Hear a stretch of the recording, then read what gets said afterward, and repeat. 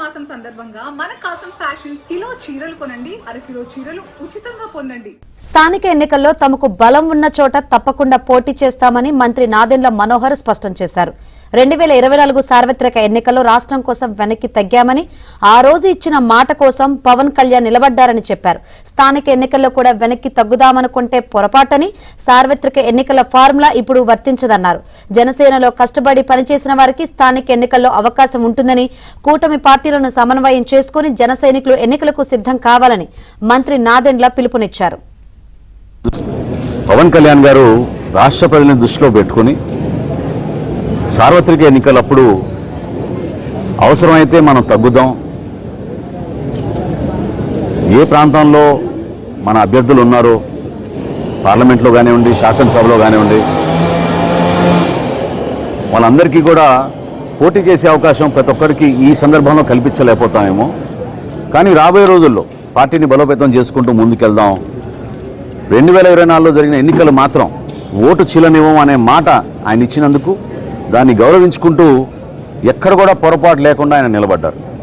So కూటమిలో మేము 4 అడుగులు వెనకేసినా కూడా అది కూటమిలు బలపరచడానికి ఎన్డీఏ భాగస్వాములుగా మేము ఒక బాధ్యతతోటి ముందుకెళ్ళాం తప్ప అది ఈ రోజున కూడా స్థానిక సంస్థల్లో అదే రీతిలో ముందుకెళ్తున్నాం అనుకోవడం అది పొరపాటు.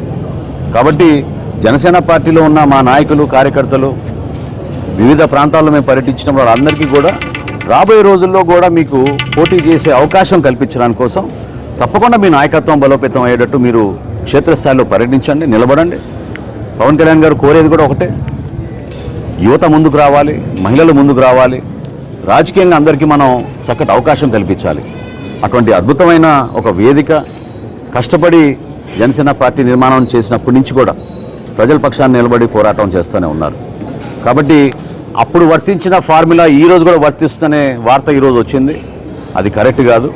మననే మాకు ఎన్డీఏ సమన్వయం చేసుకుంటూ మీటింగ్ చేసుకున్నాం.